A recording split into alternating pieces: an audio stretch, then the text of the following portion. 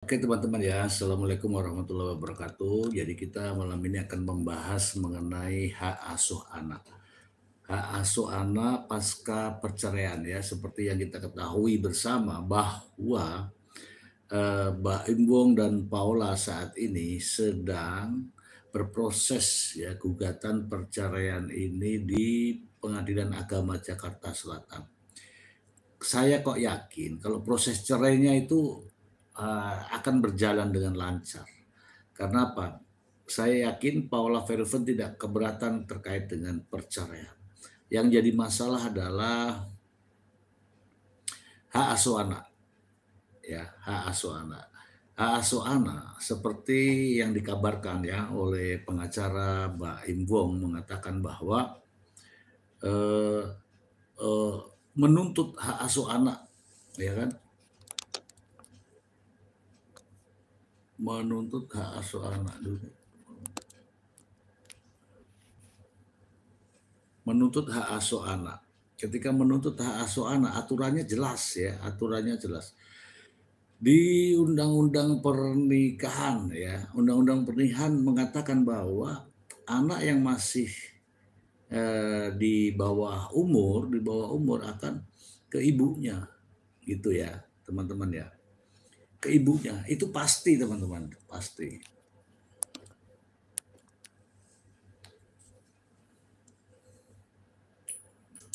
Itu pasti akan ke ibunya. Itu pasti. Oh, oke. Ya, akan ke ibunya. Tapi kan namanya juga berjuang ya. Saya pernah membuat statement ya. Statement atau pernyataan atau dalam konten saya mengatakan bahwa ini Paula Verhoeven duduk-duduk manis saja di rumah. Kalau aturan itu ditegakkan, pasti hak asuh anak akan ke ibunya. Ya karena aturannya jelas gitu loh. Karena aturannya jelas. Oke, aturannya jelas yaitu di Undang-Undang Perkawinan, mungkin di pasal 45. Saya sampaikan ini. Mengenai kewajiban orang tua terhadap anak-anaknya, Anda dapat menilai bunyi pasal 45 Undang-Undang Perkawinan. Satu.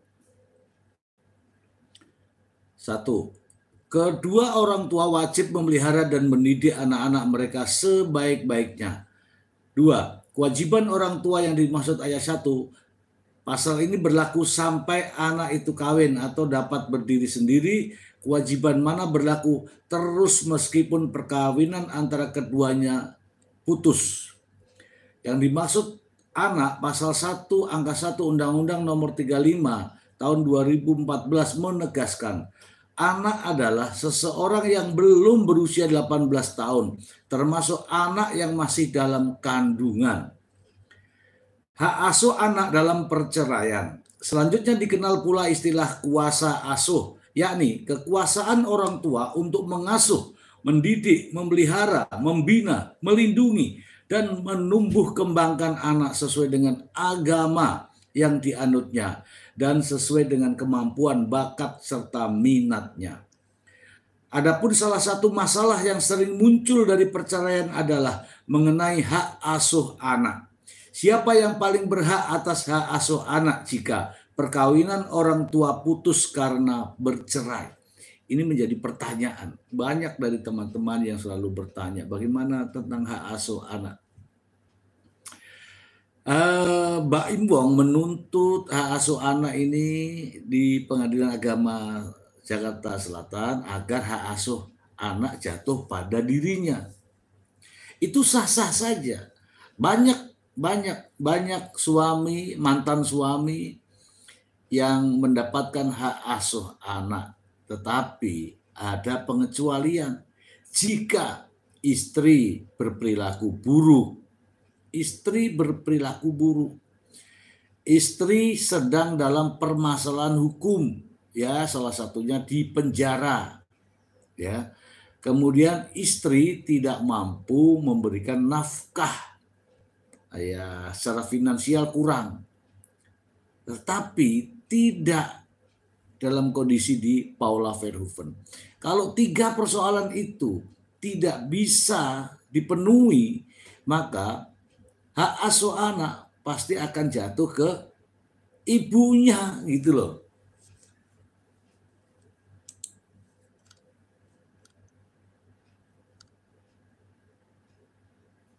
Pasti akan jatuh ke ibunya. Kenapa? Karena ini ya kriterianya ya, harus istri berperilaku buruk. Paula Verhoeven tidak memiliki perilaku buruk. Kemudian sedang menghadapi persoalan hukum atau sedang dipenjara atau sedang ditahan. Paula Verhoeven tidak. Ya, kemudian ekonomi yang tidak, Paula Verhoeven tidak. Jadi syarat untuk hak asuhnya jatuh ke bapaknya itu 3 hal itu. Adapun salah satu masalah yang sering muncul dari perceraian adalah mengenai hak asuh anak. Siapa yang paling berhak atas hak asuh anak jika perkawinan orang tua mereka putus karena perceraian? Saya bacakan ini. Mengacu pada pasal 45 ayat 2 Undang-Undang Perkawinan di atas mengindikasikan bahwa kasih sayang orang tua terhadap anak tidak boleh diputus ataupun dihalang-halangi. Adanya penguasaan anak secara formal oleh salah satu pihak kepada hakikatnya untuk mengakhiri sengketa perebutan anak. Apabila sengketa itu tidak diputus di pengadilan, akan menjadi berlarut-larut. Sehingga dampaknya anak menjadi korban. Walaupun harus diakui juga bahwa banyak sekali yang tidak mempersoalkan hak asuh anak. Setelah proses perceraian, karena keduanya sepakat mengasuh dan mendidik anaknya secara bersama-sama. Hal ini sejalan dengan pasal 41 Undang-Undang Perkawinan yang mengatur akibat putusnya perkawinan karena perceraian. Ini kita dengarkan ya sama-sama ya teman-teman ya.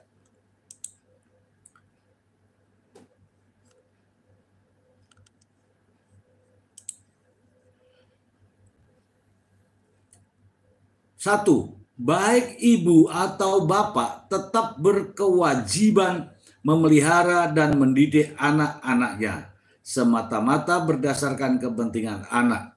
Bila mana ada perselisihan mengenai penguasaan anak-anak, pengadilan memberi keputusannya.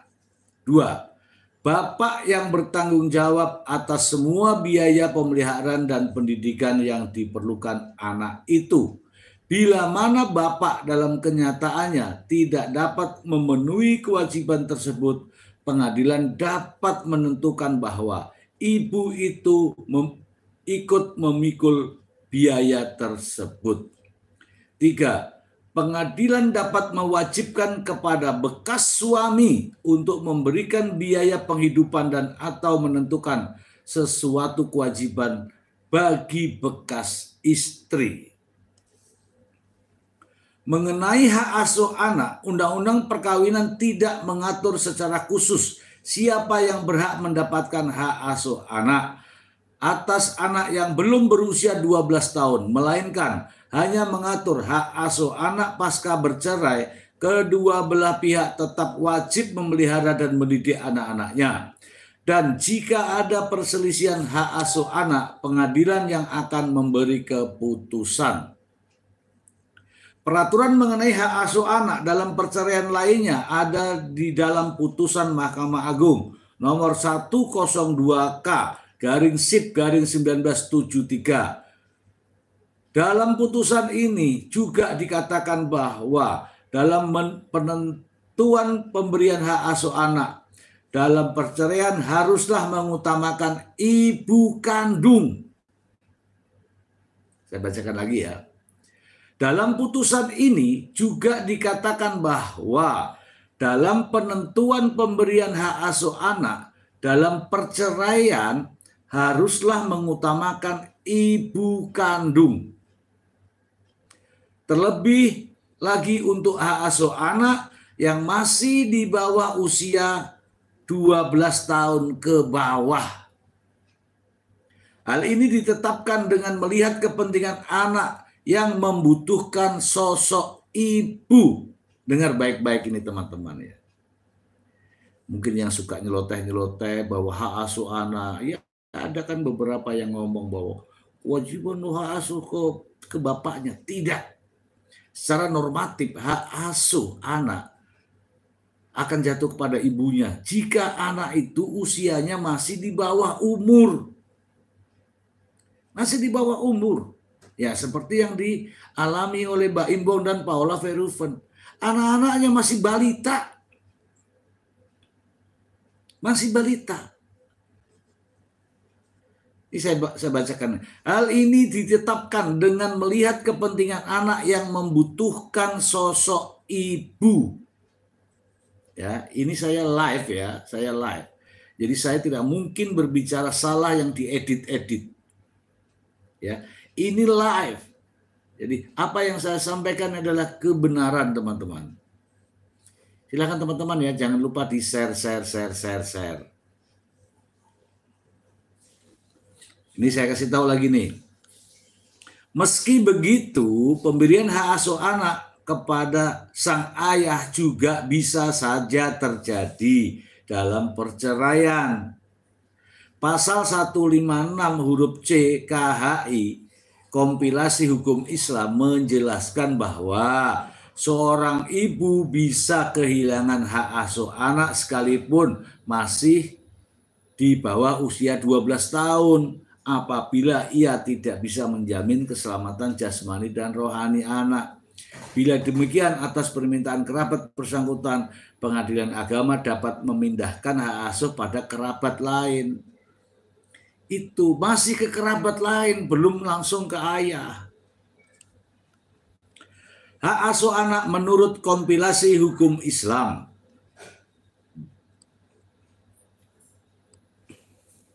Sedangkan dalam hukum Islam, aturan hak asuh anak yang perceraian orang tuanya diputus oleh pengadilan agama tercantum di pasal 105 KHI yang menyatakan dalam hal terjadinya perceraian, 1. Pemeliharaan anak yang belum mumajid atau belum umur 12 tahun adalah hak ibunya. Oke, ini aturannya. Kalau belum 12 tahun, ini apalagi nih Kenzo, Kiano masih di bawah 5 tahun. Ya kan? Ada saja ini. 2. Pemeliharaan anak yang sudah mumajid diserahkan kepada anak. Kalau sudah di atas 12 tahun diserahkan ke anak. Pilih siapa. 3. Biaya pemeliharaan ditanggung oleh ayahnya. Ayahnya yang bertanggung jawab. Masih mau diperdebatkan. Aturannya jelas nih kan. Selanjutnya, akibat putusnya perkawinan karena perceraian adalah 1. Anak yang belum mumajid berhak mendapatkan hadanah dan ibunya. Kecuali bila ibunya telah meninggal dunia, makanya kedudukannya diganti oleh wanita-wanita dalam garis lurus ke atas dari ibu. Masih ke ibunya meninggal dunia saja, anaknya itu masih di hak ibunya, tapi diserahkan kepada tantenya. Garis lurus ya, mungkin tantenya. 2. Ayah itu baru nomor 2.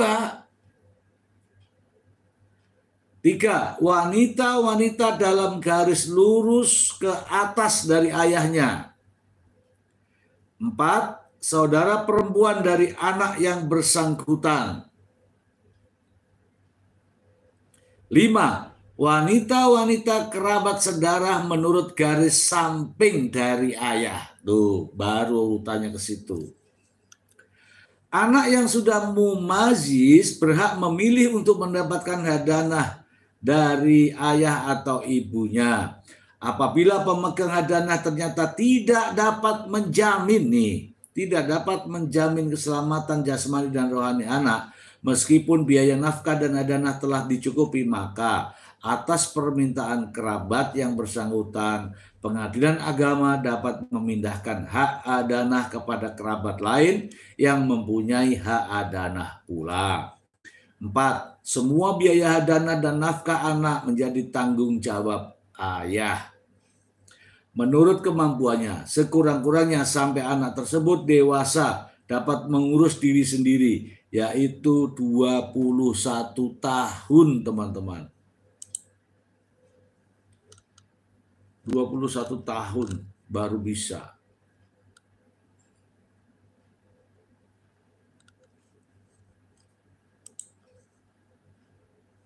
Bila mana terjadi perselisihan mengenai hadanah dan nafkah anak, pengadilan agama memberikan putusannya berdasarkan ABCD. 6. Pengadilan dapat pula dengan mengingat kemampuan ayahnya menetapkan jumlah biaya untuk pemeliharaan dan pendidikan anak yang tidak turut padanya. Ini teman-teman, saya akan membahas ini. Ini sangat penting supaya tidak ada lagi keraguan ya. Saya secara pribadi, hak asuh anak yang saat ini dituntut oleh Mbak Imbong di Pengadilan Agama Jakarta Selatan, saya besar berkeyakinan bahwa hak asuh anak akan jatuh kepada ibunya. Siapa ibunya? Paula Verhoeven. Mengapa? Ya, alasannya jelas di dalam aturan perundang-undangan dan referensi jurisprudensi apapun sudah jelas. Saya akan membacakan untuk Anda. Macam-macam pembagian hak asuh anak dalam perceraian, hak asuh anak di bawah 5 tahun akibat perceraian. Jika terjadi perselisihan antara ibu dan ayah terkait dengan hak asuh anak, dalam hal ini utamanya adalah anak yang berusia di bawah 5 tahun. Pada dasarnya pembagian dan pemberian hak asuh anak yang diberikan oleh pengadilan akan mempertimbangkan untuk siapa dari kedua orang tua tersebut yang lebih layak dalam mendapatkan hak asuh anak yang sesuai dengan aturan yang berlaku. Namun jika merujuk pada pasal 105 KHI, kompilasi hukum Islam, menjelaskan mengenai hak asuh anak dalam perceraian dengan usia anak di bawah 12 tahun diberikan kepada sang ibu. Diberikan kepada sang ibu. Meskipun begitu, ayah tetap menanggung seluruh biaya pemeliharaan anak tersebut. Namun begitu, ibu juga bisa kehilangan hak asuhnya. Ibu bisa kehilangan hak asuhnya. Berikut beberapa sebab ibu kehilangan hak asuh. 1. Ibunya berperilaku buruk. Nanti kita ulas ya. 1. Ibunya berperilaku buruk. 2. Seorang ibu yang masuk ke dalam penjara. 3. Seorang ibu yang tidak bisa menjamin kesehatan jasmani dan rohani anaknya.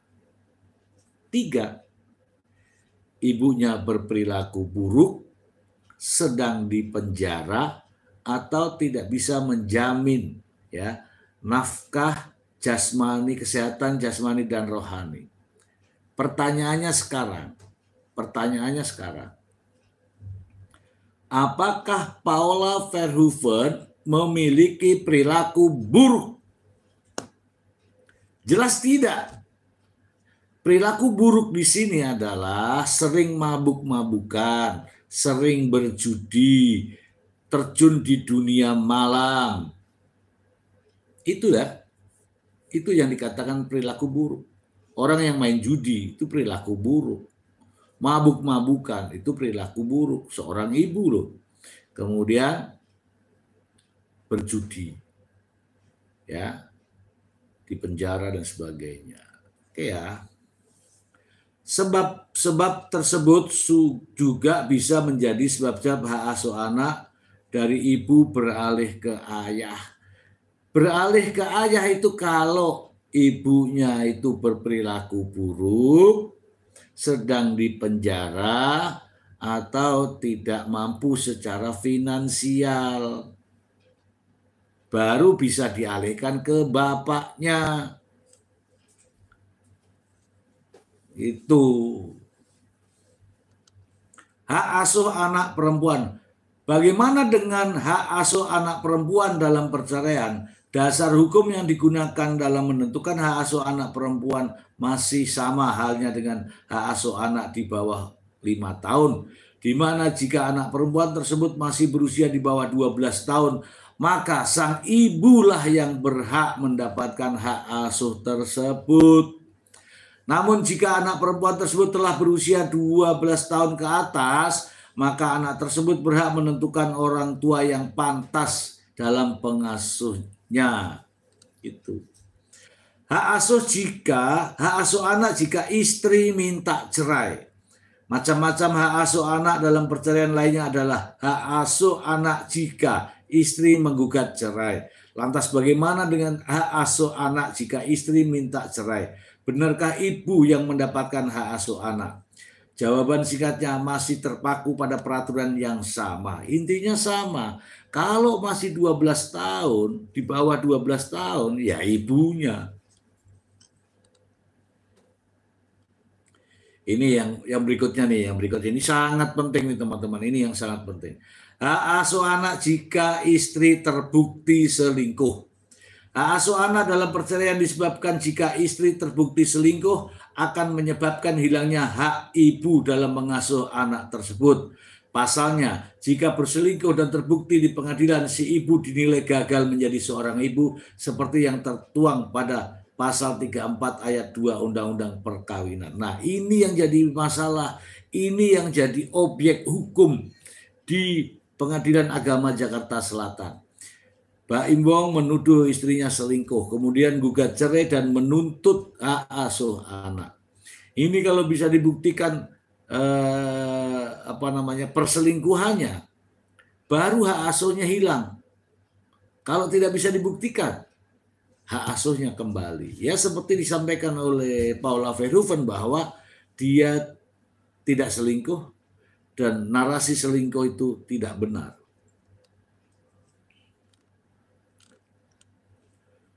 Ya, pengalihan hak asuh anak. Kembali ke pertanyaan, apakah hak asuh anak dari ibu bisa beralih ke ayah? Sebagaimana kisah tersebut, saat ini si anak sudah berada dalam asuhan ibu. Akan tetapi hak asuh dimungkinkan untuk dialihkan jika didapati fakta si ibu tidak bisa menjamin pemenuhan hak anak. Ya, itulah teman-teman ya, jika seorang ibu akan gugur hak asuh anaknya apabila nih ya, sidang pembuktian ibu terbukti telah melakukan perselingkuhan. Ibu terbukti telah melakukan perselingkuhan. Itu baru gugur hak asuh anak. 2. Ibu berperilaku buruk, peminum, mabuk-mabukan, judi, terjun di dunia malam, jadi perempuan kupu-kupu malam dan sebagainya. Itu hak asuhnya akan hilang. Kemudian si ibu tidak mampu menyiapkan, memberikan jaminan kesehatan, jaminan pendidikan terhadap anak. Itu akan gugur hak asuhnya, ya. Akan hilang hak asuhnya kalau tidak mampu itu. Jadi ada 3. 1, 2, 3 ini harus terpenuhi. Ibu berperilaku buruk, ibu sedang dalam tahanan atau di penjara, ibu tidak mampu menafkahi anaknya atau menjamin keselamatan, kesehatan, dan pendidikan. Apabila pemegang hadanah ternyata tidak dapat menjamin keselamatan jasmani dan rohani meskipun biaya nafkah dan hadanah telah dicukupi, maka atas permintaan kerabat yang bersangkutan pengadilan agama dapat memindahkan hak hadanah kepada kerabat lain yang mempunyai hak hadanah pula.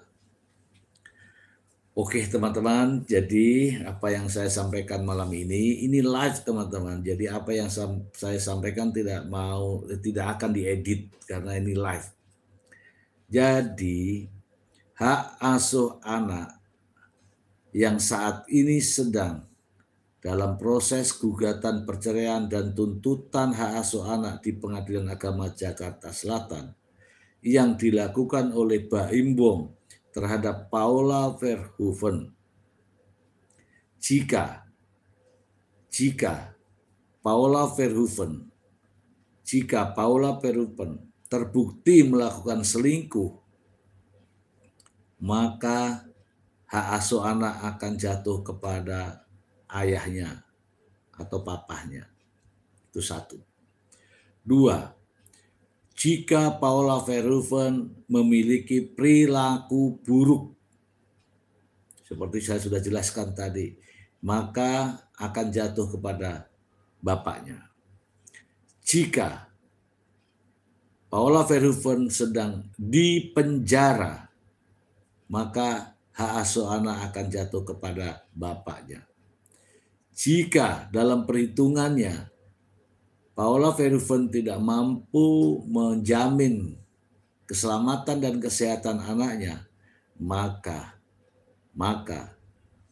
hak asuh anak akan jatuh kepada bapaknya. Tetapi jika satu, Paula Verhoeven tidak terbukti berselingkuh. Dua, Paula Verhoeven tidak memiliki perilaku buruk. Tiga, Paula Verhoeven sedang tidak dipenjara. Empat, Paula Verhoeven mampu menjamin keselamatan, kesehatan, dan pendidikan anak, maka secara otomatis hak asuh anak akan jatuh kepada ibunya. Itu adalah pernyataan saya malam ini, teman-teman semua. Jangan tanya siapa saya, tapi dengarkan apa yang saya katakan. Saya melihat dari kebenaran dari sisi-sisi yang berbeda. Informasi ini jelas ada sumbernya, ya, ada sumbernya, tidak asal berbicara karena ini live, jadi tidak boleh saya asal bicara. Kalau asal bicara otomatis saya akan dihujat oleh teman-teman semua. Ya. Kalau mau bertanya siapa sih Mr. Z, tidak usah bertanya siapa Mr. Z, tapi apa yang diucapkan oleh Mr. Z itulah kebenaran. Sudah setengah jam berlalu teman-teman. Semoga apa yang saya sampaikan ini bermanfaat untuk teman-teman semua. Mohon maaf apabila ada salah kata.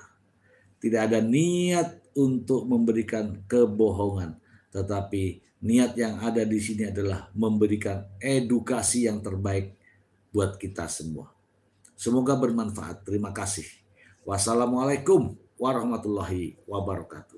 Salam sejahtera untuk kita semua.